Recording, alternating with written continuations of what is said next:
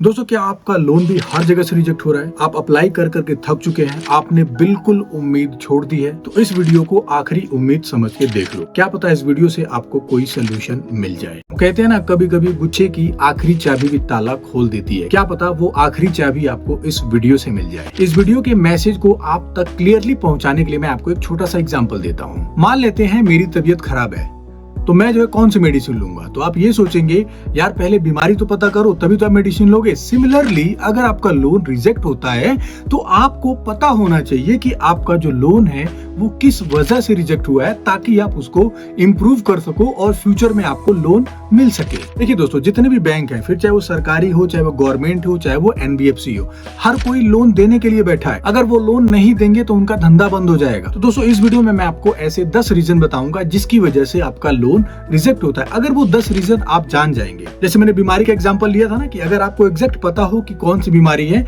तो आप उसकी जो है दवाई या मेडिसिन लेके आप ठीक हो सकते हैं। सिमिलरली ये जो लोन रिजेक्शन के 10 रीजन हैं, ये अगर आपको पता होंगे तो आप जो है इसको इम्प्रूव करके लोन ले सकते हैं। ठीक है, तो बात करते हैं दोस्तों पहले रीजन की। पहला रीजन क्या होता है लोन रिजेक्ट होने का? वो होता है लोन इंक्वायरी। क्या होता है, आजकल हमारे पास स्मार्टफोन है, हम फटाफट जो है पता नहीं कहाँ लोन के लिए इंक्वायरी कर देते हैं। फिर चाहे वो पर्सनल लोन हो, बिजनेस लोन हो, होम लोन हो, क्रेडिट कार्ड हो, दुनिया भर की इंक्वायरी हम कर देते हैं और हमें पता नहीं होता है कि हमारे सिविल में कितनी इंक्वायरी हो गई है। अब क्या होता है, जैसे ही आप किसी भी लेंडर के पास या किसी भी बैंक में आप लोन के लिए अप्लाई करते हैं तो हर लेंडर की एक अपनी पॉलिसी होती है कि अगर कोई भी कस्टमर हमारे पास आता है और अगर उसके सिविल में 5 से ज्यादा इंक्वायरी है, 4 से ज्यादा इंक्वायरी है, 10 से ज्यादा इंक्वायरी है, तो हम लोन नहीं देंगे। तो अगर आपके सिविल में ज्यादा लोन इंक्वायरी हो चुकी है तो ये भी एक रीजन हो सकता है आपका लोन रिजेक्ट होने का। तो अब आपको करना क्या है? अब आपको क्या करना है, अगर आपके सिविल में ज्यादा इंक्वायरी हो चुकी है, सिंपली आपको आज से जो है लोन इंक्वायरी बंद करनी है अगले 30 दिनों के लिए। उसके बाद आपको लोन के लिए री अटेम्प्ट करना है, तब तक के लिए कोई लोन इंक्वायरी नहीं। बात करते हैं दोस्तों दूसरा रीजन जिसकी वजह से हमारा लोन रिजेक्ट होता है, वो होता है OGL यानी आउट जियोग्राफिकल लोकेशन। मतलब जो बैंक है या जो NBFC है, आप उसके रेडियस में नहीं हो, मतलब वहां पे बैंक और NBFC अपनी सर्विस नहीं दे रही है। ठीक है, तो अगर आप एक बार अप्लाई करोगे, 10 बार अप्लाई करोगे तो भी आपका लोन रिजेक्ट हो जाएगा, जब तक वो बैंक, वो NBFC वहां पे अपनी सर्विस देना स्टार्ट नहीं करेंगे। तो सिंपली इसके लिए आपको क्या करना है, आपको जो है कहीं और शिफ्ट हो जाना है या फिर किसी और का एड्रेस देना है, जो भी आपके रिलेटिव हो सकते हैं, कोई आपका दोस्त हो सकता है, वहां का एड्रेस अपने आधार कार्ड पे अपडेट करवा के आप लोन के लिए अप्लाई कर सकते हैं। आपको क्या करना है, ऐसा कोई एड्रेस ढूंढना है, वो एड्रेस जो है बैंक के या NBFC के रेडियस में आता हो।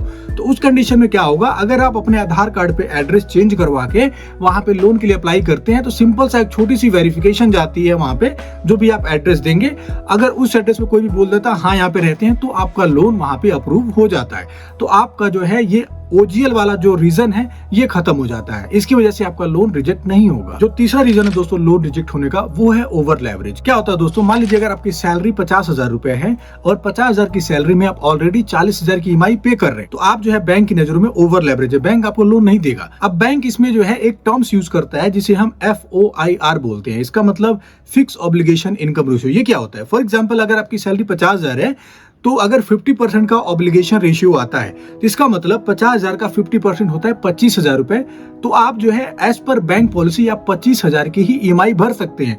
वहीं अगर आप 30,000, 35,000 या 40,000 की EMI भर रहे हैं तो आप जो है ओवर लेवरेज हो चुके हैं। तो उस कंडीशन में भी आपका लोन रिजेक्ट हो सकता है। बात करें दोस्तों चौथे रीजन की जिसकी वजह से आपका लोन रिजेक्ट होता है, वो है 0 सिविल या -1 सिविल। देखिए, जो न्यू टू क्रेडिट लोग होते हैं जिनका सिविल 0 या -1 होता है, तो वो बैंक उसे जो है ना मतलब रिस्क प्रोफाइल मानता है। रिस्क प्रोफाइल मतलब ये कि यार इस पर्सन ने अभी तक कोई लोन नहीं लिया है, ये अभी जो है न्यू टू क्रेडिट है, इनका सिविल 0 है या -1 है, तो अगर हम लोन देते हैं तो पता नहीं मेरा पैसा वापस आएगा या नहीं आएगा, तो उसे जो है रिस्क प्रोफाइल बोलते हैं।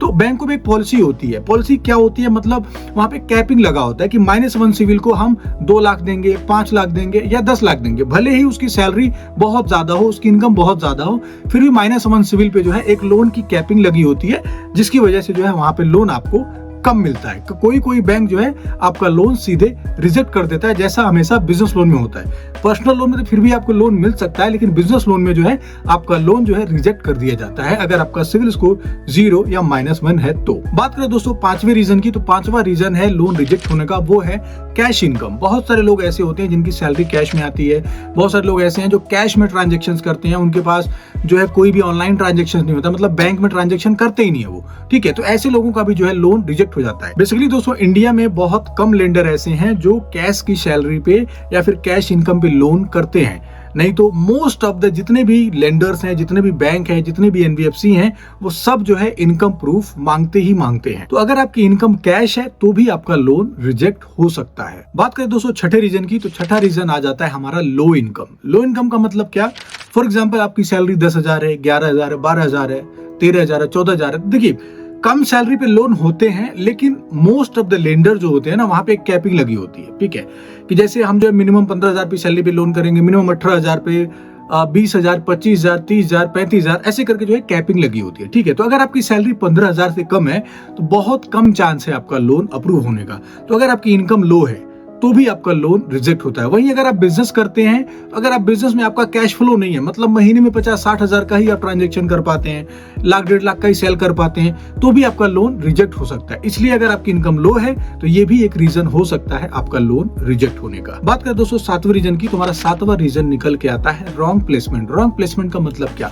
फॉर एग्जाम्पल आपकी जो फाइल है वो लैंडिंग कार्ड फाइनेंस से होनी थी, या फिर पेशेंस फाइनेंस से होनी थी, या फिर IIFL या फिर आदित्य बिरला से होनी थी, लेकिन वो फाइल आपने एनबीएफसी की बजाय आपने बैंक में लॉगिन करा दी। अब बैंक की अपनी एक अलग पॉलिसी है और एनबीएफसी की अपनी एक अलग पॉलिसी है, ठीक है। फॉर एग्जाम्पल अगर आप सैलरीड हैं और अगर आपकी कंपनी जो है प्रोप्राइटरशिप है, तो अगर आपकी फाइल एचडीएफसी बैंक में लॉगिन हो जाएगी, डेफिनेटली आपकी फाइल वहां पर रिजेक्ट हो जाएगी, क्योंकि प्रोप्राइटरशिप फर्म को कोई भी बैंक लोन नहीं देता है। ऐसे ही जो है बहुत सारे रीजन हो सकते हैं आपके लोन रिजेक्ट होने के। तो ऐसे ही दोस्तों रॉन्ग प्लेसमेंट की वजह से भी आपका लोन रिजेक्ट हो जाता है, क्योंकि लोन होना था एक्स बैंक से और आपने लॉगिन कर दिया वाई बैंक में, डेफिनेटली आपका लोन रिजेक्ट हो जाएगा। इंडिया में जितने भी लेंडर्स हैं सबकी अपनी अपनी इंडिविजुअल अलग अलग पॉलिसी है, तो उस पॉलिसी के अकॉर्डिंग आपको लोन अप्लाई करना है। बात करते हैं दोस्तों 8वें नंबर की, तो 8वां रीजन है हमारा नॉट सेटिस्फाइंग आंसर। क्या होता है? आपका सिविल भी ठीक है, आपका पिन कोड भी सर्विसेबल है, आप ओवर लेवरेज भी नहीं हो, मतलब सारी चीजें परफेक्ट है, लेकिन क्या होता है जब भी आप कोई भी लोन अप्लाई करते हैं ना, तो आपके पास जो है क्रेडिट मैनेजर की कॉल आती है। वो आपसे जो है कुछ सवाल पूछता है कि आप जो है कहाँ रहते हैं, क्या एड्रेस है आपका, घर में कौन कौन है, कितनी अर्निंग करते हैं आप, ये सारी की सारी चीजें वो आपसे पूछते हैं। अगर आप उस कॉल के दौरान उनको आप सेटिस्फाइंग आंसर नहीं दे पाते हैं तो भी आपका लोन रिजेक्ट हो जाता है। तो अगर आपको जानना है कि बैंक वालों से लोन लेते टाइम कैसे बात किया जाता है, तो उस वीडियो का लिंक जो है मैं डिस्क्रिप्शन में दे दूंगा, जिससे आप ये समझ पाएंगे कि जो है क्रेडिट मैनेजर से कॉल पे बात कैसे करनी है, उन्हें आंसर कैसे देना है, जिससे वो सेटिस्फाइड हो और आपका लोन सैंक्शन करे। बात करें दोस्तों 9वें रीजन की, तो हमारा 9वां रीजन निकल के आता है, वो है जॉब स्टेबिलिटी या फिर बिजनेस स्टेबिलिटी। मतलब फॉर एग्जांपल आपकी अभी भी जॉब लगी है, आपको 1 महीना या 2 महीना हुआ है, अगर आप लोन के लिए अप्लाई करते हैं तो भी आपका लोन रिजेक्ट हो सकता है। और अगर आपने अभी बिजनेस स्टार्ट किया है, अभी जो है 1 महीने पहले, 4 महीने पहले आपने बिजनेस सेटअप किया है और आप अगर लोन के लिए अप्लाई करेंगे, डेफिनेटली आपका लोन रिजेक्ट हो सकता है। तो ये भी एक रीजन होता है आपका लोन रिजेक्ट होने का। तो अगर आप जॉब करते हैं तो कम से कम आपकी जो जॉब स्टेबिलिटी है कम से कम 6 महीने की होनी चाहिए, और अगर आप बिजनेस करते हैं तो आपका बिजनेस कम से कम 1 साल पुराना होना चाहिए, तो ही आप लोन के लिए अप्लाई करें, अदरवाइज ज्यादा चांसेस हैं कि आपका लोन रिजेक्ट कर दिया जाएगा। हमारा जो आखिरी और सबसे बड़ा जो रीजन है दोस्तों, वो है सिविल स्कोर का। देखिए दोस्तों सिविल स्कोर जो है बहुत मायने रखता है, क्योंकि अगर आपका सिविल स्कोर खराब है तो आपकी इनकम भी अच्छी होगी, आपका ट्रांजैक्शंस भी अच्छा होगा, आपका लोकेशन सर्विसेबल भी होगा, फिर भी आपका लोन रिजेक्ट कर दिया जाएगा। तो इसलिए दोस्तों अगर आपका सिविल स्कोर बढ़िया है तो ही आपको लोन मिलेगा, अदरवाइज आपका सिविल स्कोर अगर खराब है तो ये भी एक रीजन हो सकता है आपका लोन रिजेक्ट होने का। अगर आपको जानना है कि आपका सिविल स्कोर कैसे इंप्रूव होगा, डिस्क्रिप्शन में आपको उस वीडियो का लिंक मिल जाएगा, जहां पे मैंने बहुत ही एक यूनिक तरीका बताया जिससे आपका सिविल स्कोर इंप्रूव हो सकता है। दोस्तों आई होप आपको इस वीडियो से कुछ वैल्यू मिली होगी। अगर वैल्यू मिली है तो वीडियो को लाइक करें, चैनल को सब्सक्राइब करें, इससे हमारा हौसला बढ़ता है। मिलते हैं किसी ऐसे ही शानदार वीडियो में, तब तक के लिए जय हिंद।